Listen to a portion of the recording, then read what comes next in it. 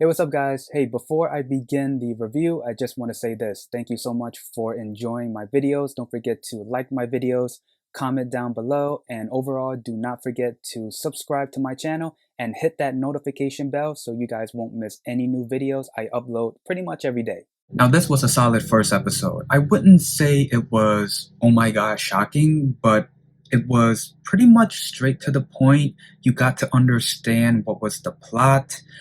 You got to get a good feel on who are the bad guys. Well, I should say in general, the people to look out for who are considered the bad guys.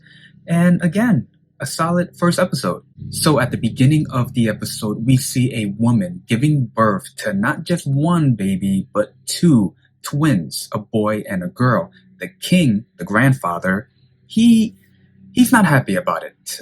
He calls it an abomination, and he said, "What nation would respect a crown prince if he shared the womb with a girl?" Dang, talk about yeah, that's on a whole different level. But remember, this is a whole different era. But then KiJae, who is the father of the woman giving birth, he suggested that the boy should be an only child, which means permanently taking out their granddaughter.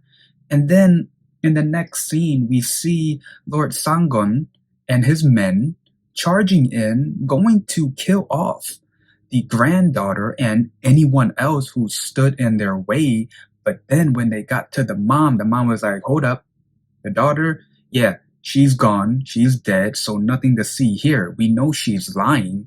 And then after that, well, first after Sangon and his men left, the mother ordered for her daughter to be sent away from the capital. And then we get to the next scene. This is where we do get a taste on the people we should be looking out for who are considered the villains, the main or one of the villains. So first, the royal preceptor gets arrested.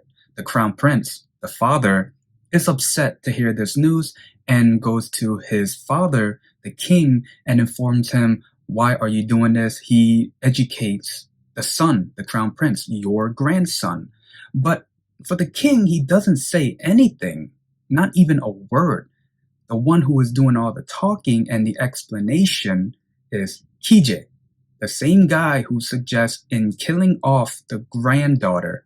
He basically says the guy is not right to educate the son and yada yada yada. So again, you already got a good taste on what type of character KiJae is.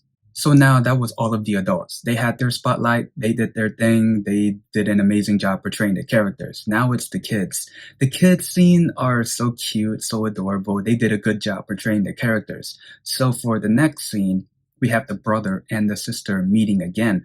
What they do next is pretty much out of a Disney Channel movie, or I should say any TV show or movie where it involves twins switching places, like Sweet Life of Zack and Cody, The Parent Trap. And that's what they do. They switch places. The sister takes on being the crown prince, while the brother takes on being the maid and actually leaving the castle.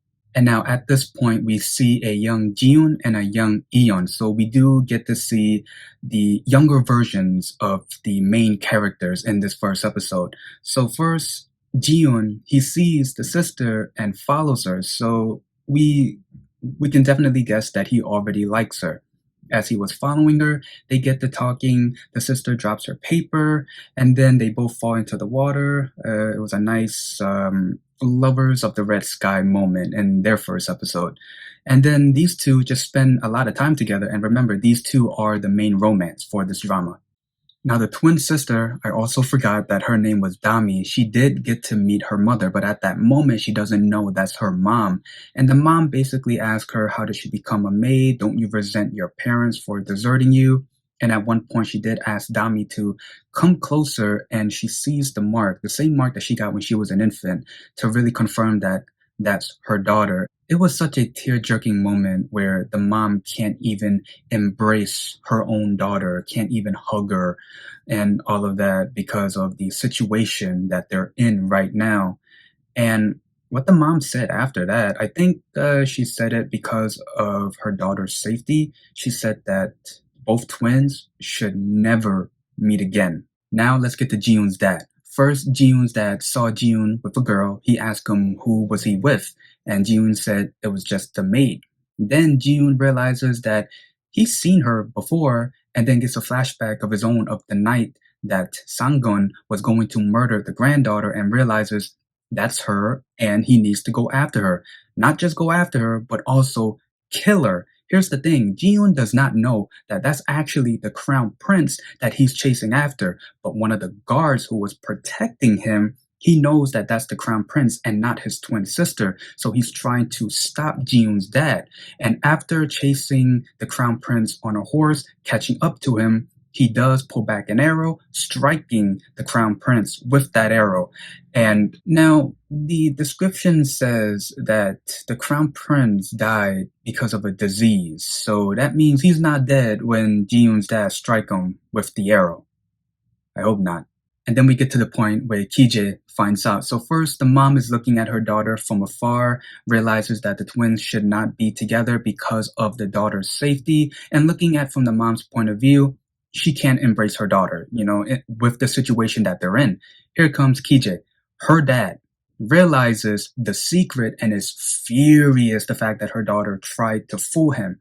But then the episode ends when Dami, disguised as the crown prince, was trying to run away, and then she is face to face with KiJae. So my impression on this episode, the first episode, it was a solid episode. It was good. It was easy to catch on. It was easy to catch on what the plot was, who are the villains.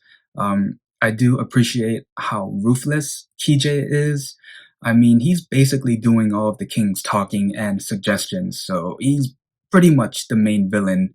I'm glad that they didn't fast forward time into having the young versions of the characters to adults. I mean, for me, I would love to give the young actors their time to shine, and that's what they did in the first episode. Probably in the second episode, they'll fast forward time into the young kids being adults, but for the first episode, it was pretty good. And yeah, that's pretty much the gist of the first episode and my review. If there's anything I might have missed, please leave in the comments below. Other than that, if you like this video, leave a like, comment down below, and subscribe. See ya.